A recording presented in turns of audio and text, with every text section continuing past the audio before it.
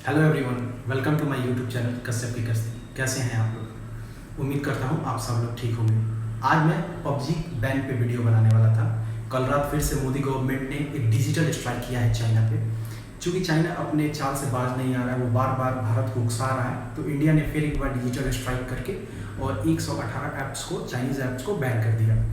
इसमें सबसे बड़ा जो ऐप है जिसे बैन किया गया है वो है पबजी। तो मैं उसी के बैन पे वीडियो बनाने वाला था, लेकिन मुझे कुछ लोगों ने बोला कि मैं एयर डिफेंस सिस्टम पे वीडियो बनाऊं। जैसा कि आप सब जानते हैं, पिछले 3-4 महीनों से इंडिया और चाइना के बीच बहुत ज़्यादा टेंशन चल रहा है, जो कि जून 15 गलवान इंसिडेंट के बाद और ज़्यादा बढ़ गया। उसके बाद कई सारे मिलिट्री लेवल के टॉक्स हुए, डिफेंस लेवल का टॉक हुआ, डिप्लोमेट लेवल का टॉक हुआ, लेकिन टेंशन इंडिया और चाइना के बीच कम होने का नाम नहीं ले रहा है। ये टेंशन और भी ज़्यादा बढ़ गया जब 30 और 31 अगस्त की रात को चाइनीज़ ट्रूप्स के मूवमेंट को इंडियन स्पेशल फोर्स ने इंटरसेप्ट किया और इन्होंने प्री एम्प्टिव ऑपरेशन करके ब्लैक टॉप माउंटेन और हेलमेट टॉप माउंटेन पे कब्जा कर लिया, जो कि 1962 में चाइना ने अपने पास ले लिया था और बाद में वो एक बफर जोन बन गया था जहाँ पे इंडियन ट्रूप्स और चाइनीज़ ट्रूप्स दोनों पेट्रोलिंग करते थे। अब लोगों का ये कहना है कि चूँकि लद्दाख एक हिल टॉप एरिया है, वो माउंटेनस रीजन है, तो वहाँ पे सबसे जो महत्वपूर्ण चीज़ है, वो भूमिका जो है, रोल जो है, वो आता है ग्राउंड ट्रूपर्स का, यानी कि हमारे थल सेना का।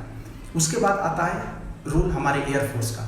चूँकि इंडियन एयरफोर्स एक बहुत अच्छी एयरफोर्स है और हम मानते हैं कि हमारे एयरफोर्स का एज है चाइना के कंपैरिजन में, लेकिन कुछ लोग कहते हैं कि चाइना के पास एयर डिफेंस सिस्टम अच्छा है और उसका एग्जांपल देते हैं S-400 का। उनका कहना है कि वो अपने डिफेंस सिस्टम से हमें आसानी से मार देगा।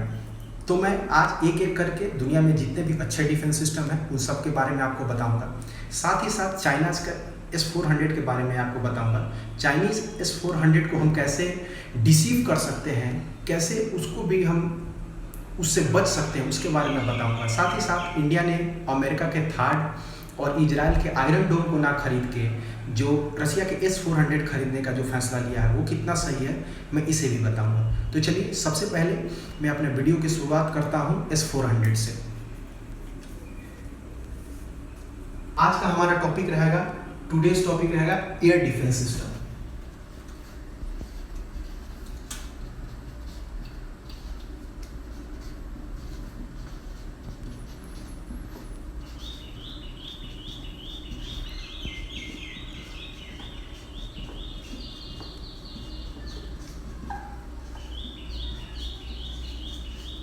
ये हो गया सिस्टम, एयर डिफेंस सिस्टम। हम अपनी वीडियो की शुरुआत करेंगे Russian air defence system S-400 से।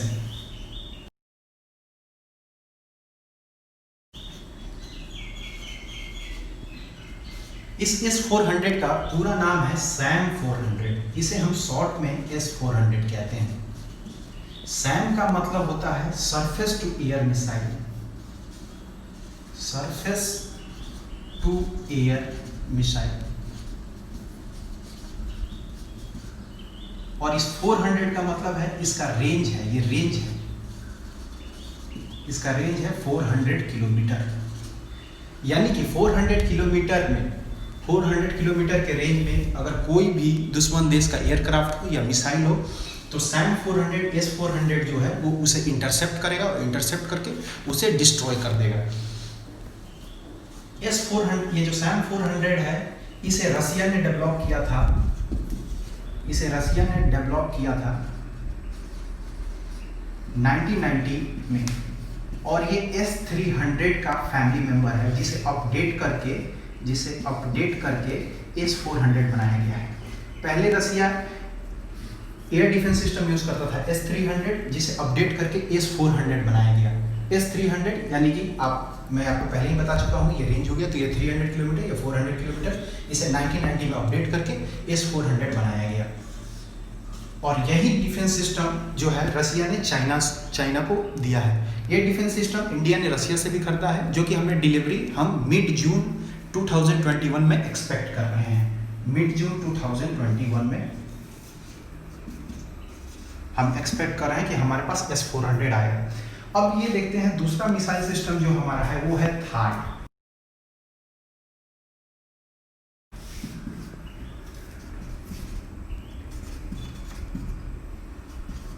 ये अमेरिका का एयर डिफेंस सिस्टम है, अमेरिका का एयर डिफेंस सिस्टम है, डीएस यानी डिफेंस सिस्टम है। इसे बनाने वाली कंपनी है लॉकहीड मार्टिन। आप सबने लॉकहीड मार्टिन का नाम सुना होगा। लॉकहीड मार्टिन डिफेंस सेक्टर में वो बहुत बड़ी कंपनी है, बहुत सारे आर्म्स एम्यूनिशन बनाती है। इसे लॉकहीड मार्टिन ने बनाया था और इसने और थार्ड को बनाने के लिए लॉकहीड मार्टिन ने लगभग 10 सालों का समय लिया था। ये प्रोजेक्ट आपको शुरू हुआ था 1998 से और इसे 2008 में कंप्लीट कर लिया गया था। और तीसरा आपका जो मेन सिस्टम है वो है आयरन डोम।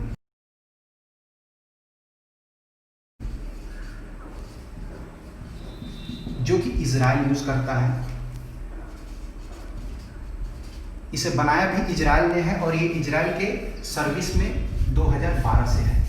अगर हम इन तीनों की कंपैरिजन करें तो इफिशियंसी की बात करें तो आयरन डोम की इफिशियंसी सबसे ज़्यादा है।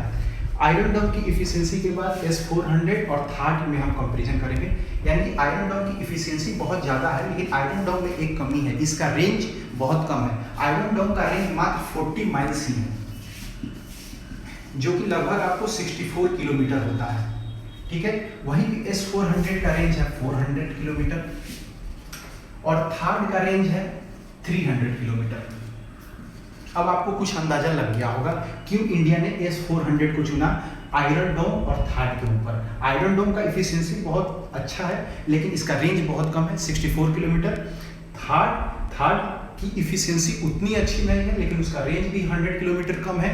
और हमारा जो S400 है रसिया का, इसका रेंज देखिए 400 किलोमीटर है।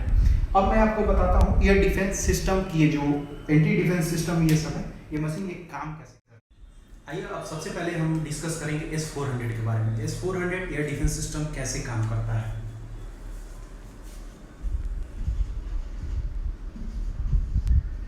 कोई भी डिफेंस सिस्टम में 3 यूनिट होते हैं। फर्स्ट जो कि सबसे मेन यूनिट होते हैं उसे कहते हैं रडार। सेकेंड होता है कंट्रोल यूनिट और तीसरा होता है फायरिंग यूनिट। S400 है, इसका एक रडार यूनिट है। ये रडार यूनिट सबसे पहले एनिमी के मिसाइल्स को या क्राफ्ट को डिटेक्ट करेगा और वो कंट्रोल यूनिट के पास भेजेगा कि देखिए सामने से कोई मिसाइल या क्राफ्ट हमारे तरफ आ रहा है। कंट्रोल यूनिट फिर फायर यूनिट को बोलेगा कि सामने से कोई आ रहा है, आप उसे इंटरसेप्ट कीजिए और फायर कीजिए, और यहाँ से फिर फायरिंग होती है और ये फायरिंग करके फिर दुश्मन के मिसाइल्स को या क्राफ्ट को डिस्ट्रॉय कर देता है। S400 की एक खूबी है, S400 एक बार में 36 टारगेट को डिस्ट्रॉय कर सकता है। दूसरी S400 की सबसे बड़ी खूबी ये है, इसका जो मिसाइल्स एग्जिट नोजल होते हैं वो वर्टिकल होते हैं, यानी कि जब मैं आपको थार्ड बताऊंगा तो बताऊंगा वर्टिकल और बेंट में सबसे ज़्यादा एडवांटेजेस क्या होता है। S400 के जो ये एग्जिट नोजल होते हैं, मिसाइल्स एग्जिट नोजल, जो जिसे हम ग्रुप ऑफ मिसाइल्स को बैटरी भी कहते हैं, ये वर्टिकल होते हैं। वर्टिकल होने का फायदा क्या है कि अगर सामने से कोई एयरक्राफ्ट आ रहा हो, बगल से कोई एयरक्राफ्ट आ रहा हो, पीछे से कोई एयरक्राफ्ट आ रहा हो, तो ये किसी भी डायरेक्शन में हिट कर देगा। लेकिन यहीं पे एक डिसएडवांटेज हो जाता है थार्ड का, जो अमेरिका का एयर डिफेंस सिस्टम है। थार्ड का एक तो रेंज भी है 300 किलोमीटर, जो कि इससे कम है। दूसरा, थार्ड का जो एग्जिट है वो थोड़ा बेंड करके है, ऐसे है। जो मिसाइल एग्जिट सिस्टम है थार्ड का, वो बेंड करके है, यानी कि अगर पीछे से कोई एयरक्राफ्ट आ रहा हो या पीछे से कोई मिसाइल आ रहा हो, उसे मारने में थार्ड को थोड़ी प्रॉब्लम हो सकती है। आयरन डोम जो इजराइल का है, वो मैंने आपको पहले भी बता चुका है, अभी कहता हूँ, उसका एफिशिएंसी बहुत ज़्यादा है। वो गाजा के तरफ से फायर हुए रॉकेट को जो सिविलियन पे फायर किया जाता है, वो किसी को नहीं छोड़ता, सबको डिस्ट्रॉय कर देता है। ठीक है, लेकिन आयरन डोम की सबसे बड़ी कमी ये है कि आयरन डोम का जो रेंज है वो बहुत कम है। अब बात करते हैं कि इंडिया के पास क्या एयर डिफेंस सिस्टम है। इंडिया के पास जो एयर डिफेंस सिस्टम है उसका नाम है आकाश। हमारे पास Akash surface to air missile defence system है। ये डिफेंस सिस्टम का एक जो सबसे बड़ा डिसएडवांटेज है वो ये है कि हमारा भी रेंज कोई बहुत ज़्यादा नहीं है। आकाश का जो रेंज है वो भी 60 किलोमीटर है, लेकिन S400 के मुकाबले हमारे आकाश का एक बहुत बड़ा एडवांटेज है। S400 एक साथ 36 टारगेट को डिस्ट्रॉय कर सकता है, लेकिन इंडिया का एयर डिफेंस सिस्टम आकाश एक साथ 64 टारगेट को डिस्ट्रॉय कर सकता है।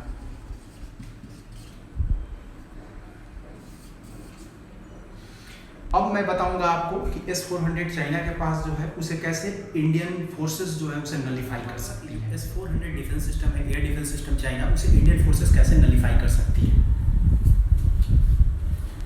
S400 जो डिफेंस सिस्टम है उसमें नंबर ऑफ मिसाइल्स जो हमें पता चला है वो है 700 के करीब, अप्रॉक्स 700। अब आप लोग में बहुत कोई सोच रहे होंगे कि हमें कैसे पता ये 700 ही मिसाइल्स हैं। चाइना तो हमें बताया नहीं होगा, चाइना तो ये भी नहीं बताता कि उसके ढलवान में कितने सैनिक मरे, तो वो ये क्या बताएगा। एक्चुअली रशियन वेबसाइट पे, जब रशियन डिफेंस वेबसाइट पे आप जाइएगा और बहुत सारे डिफेंस वेबसाइट पे आप जाइएगा और पढ़िएगा तो वहाँ से आपको पता चलेगा कि जो S400 रशिया ने चाइना को दिया है उसके साथ वो 700 मिसाइल्स दिया है, ठीक है। और एक साथ एक बार में ये 36 टारगेट को डिस्ट्रॉय कर सकता है, तो इसका रेंज तो बहुत ज़्यादा है, 400 किलोमीटर है। दूसरा मैं एक बात और बता दूं, चाइना जो है वो MTCR एक ग्रुप होता है, MTCR जिसे हम कहते हैं मिसाइल टेक्नोलॉजी कंट्रोल रिजीम। तो चाइना जो है इस ग्रुप का मेंबर नहीं है, MTCR का मेंबर नहीं है। और MTCR ग्रुप के जो मेंबर होंगे, ये ऐसा एक ट्रीटी है कि जो MTCR ग्रुप के मेंबर होंगे उन्हीं को ये S400 मिसाइल दिया जाएगा। चूंकि चाइना MTCR ग्रुप का मेंबर नहीं है तो रसिया ने S400 का प्राइस लेके और चाइना को S300 दिया है। यानी कि जो हम समझते हैं कि चाइना के पास S400 मिसाइल है वो एक्चुअली S400 ना होकर S300 है, जिसका रेंज 300 किलोमीटर है। फिर भी 300 किलोमीटर रेंज बहुत हुआ। अगर चाइना लद्दाख बॉर्डर पे भी अगर ये अपने मिसाइल को डिप्लॉय कर देगा तो वो हमारे देश के अंदर एयरक्राफ्ट उड़ेंगे भी नहीं, उन्हें वो इंटरसेप्ट करके मार गिराएगा। तो इसे नलीफाई कैसे किया जा सकता है, इसका एक तरीका है नलीफाई करने का। हम ये जानते हैं कि S400 के साथ रसिया ने चाइना को 700 के अप्रॉक्स मिसाइल्स दी हैं। अगर हम लड़ाई होने के वक्त अगर हम कुछ डमी ड्रोन्स, कुछ हमारे पुराने मिसाइल्स, पुराने एयरक्राफ्ट को अगर चाइना की तरफ लॉन्च करते हैं तो ये S400 का जो रडार है वो ये तो डिफ्रेंशिएट नहीं कर पाएगा कि ये डमी है कि ओरिजिनल है, और वो डमी को ओरिजिनल समझ के, क्योंकि वो थर्मल सेंसिंग करता है, तो वो डमी को ओरिजिनल समझ के और अपने ये मिसाइल्स को इसे डिस्ट्रॉय करने के लिए भेजेगा। और जब ये डिस्ट्रॉय होगा तो इसके साथ ये जो मिसाइल्स इसके नंबर खत्म हो जाएंगे, तो उसके बाद इजीली हम S400 के रडार को डिस्ट्रॉय कर सकते हैं और उसके बाद हमारी वायुसेना चाइना के अंदर जा सकती है। तो ये एक उपाय है जो कि इंडियन आर्मी चाहे तो यूज करके और डमी सिस्टम को यूज करके आराम से S400 के इफेक्ट को थोड़ा नलीफाई कर सकती है। अब हम आते हैं इंडिया के परचेसिंग डिसीजन पे कि इंडिया ने क्या डिसीजन सही लिया है। तो मेरी अगर मानिए तो इंडिया का डिसीजन सही है, क्योंकि थार्ड जो है, अमेरिका का जो थार्ड है, इसका रेंज है 300 किलोमीटर। इफिशियंसी जो इसका है वो मिड लेवल का है। इजराइल का आयरन डोम जो है इसका इफिशियंसी बहुत हाई है, लेकिन इसका रेंज बहुत लो है। इसका रेंज हो गया आपको 40 माइल्स है तो लगभग 64 किलोमीटर हो गया, ठीक है। उसके बाद S400 आता है, इसका रेंज भी 400 किलोमीटर है और साथ ही साथ इसकी इफिशियंसी भी मिड टू हाई है। अगर हम इफिशियंसी को अगर ये करें तो सबसे ज्यादा इफिशियंसी हो जाएगा आयरन डोम की।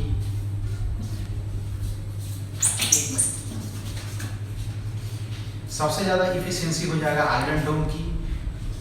उसके बाद इफिशियंसी आपको आएगा S400 की और सबसे लो इफिशियंसी आएगी थार्ड की।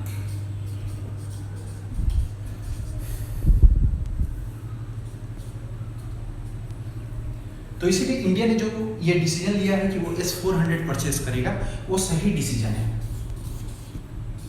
क्योंकि भविष्य में हमें टू फ्रंट वार लड़ना पड़ सकता है। एक फ्रंट जो पाकिस्तान के साथ है और एक फ्रंट जो चाइना के साथ है। और इन टू फ्रंट वार में जो एक पहलू है वो है वायुसेना का। वायुसेना का इंपॉर्टेंस बहुत बढ़ जाएगा जब टू फ्रंट वार होगा। उस टू फ्रंट वार के कंडीशन में हमारा सबसे ज़्यादा इंपॉर्टेंस बढ़ जाएगा मिसाइल डिफेंस सिस्टम का, MDS मिसाइल डिफेंस सिस्टम। और यहाँ पे S-400 हमारे काम आएगा। तो इंडिया का जो डिसीजन है S-400 का, वो डिसीजन बिल्कुल सही है। मैं उम्मीद करता हूँ कि मैंने मिसाइल डिफेंस सिस्टम के बारे में जो आपको समझाया है, जो इसकी मैंने सर्जरी की है, वो आपको अच्छे से समझ में आया होगा। आप मेरे चैनल को सब्सक्राइब कीजिए और लाइक कीजिए। अगर कोई आप पे डाउट हो या क्वेश्चन हो तो आप मेरे कमेंट सेक्शन में आके आप वो अपने डाउट या क्वेश्चन पूछ सकते हैं। मुझे खुशी होगी आपको रिप्लाई करते हुए। बहुत जल्दी मैं अपना फेसबुक, ट्विटर और इंस्टाग्राम अकाउंट भी शेयर करूँगा। आप वहाँ भी जाके अपना व्यूज़ रख सकते हैं, अपने क्वेश्चंस पूछ सकते हैं, चाहे कुछ अगर कहना चाहें तो आप कह सकते हैं। आप सब जानते होंगे कि कल से ऑस्ट्रेलिया और इंग्लैंड के बीच में क्रिकेट सीरीज शुरू होने जा रहा है। लॉकडाउन के चलते हम लोग बहुत बेचैन हैं क्रिकेट देखने के लिए। हाल ही में पाकिस्तान इंग्लैंड की सीरीज हुई है, उससे पहले वेस्ट इंडीज इंग्लैंड की सीरीज हुई है, उसका हम लोगों ने कुछ लुत्फ उठाया है। जब तक IPL स्टार्ट नहीं हो जाता हम सभी सीरीज को देख रहे हैं। तो मैंने सोचा है मैं उन सीरीज का भी रिव्यू करूँगा और मेरे साथ डिफरेंट एक्सपर्ट जो क्रिकेट में नॉलेज भी रखते हैं और क्रिकेट में उनका अच्छा एक व्यू भी है, वो भी मेरे साथ जुड़ेंगे। और कल से मैं ये भी कोशिश करूँगा कि मैं आपको अलग अलग टॉपिक पे तो डिस्कशन करते रहूँ, साथ में आपको क्रिकेट के रिव्यूज़ भी दूँ और क्रिकेट के नेक्स्ट डे उस मैच के बारे में मैं आपको पूरी रिव्यू करूँगा। हम IPL को भी कवर करेंगे और साथ ही साथ मैं आपको अपने हर वीडियो के लास्ट में आपको एक अमेजिंग फैक्ट्स बताऊँगा। और ये मैं कोशिश करूँगा कि वो अमेजिंग फैक्ट्स अमेजिंग के साथ साथ रेयर भी हो। ठीक है, तो आज का अमेजिंग फैक्ट्स ये है कि आप जानते हैं कोको कोला का ओरिजिनल कलर क्या था? जब कोको कोला शुरू में आया था तो उसका ओरिजिनल कलर क्या था? नहीं जानते हैं। अगर बहुत लोग जानते हैं तो अच्छा है, जो नहीं जानते उनको मैं बता दूं, कोको कोला जब शुरू में आया था तो उसका ओरिजिनल कलर ग्रीन था। ठीक है, तो अच्छे से रहिए, अपना ख्याल रखिए। जय हिंद।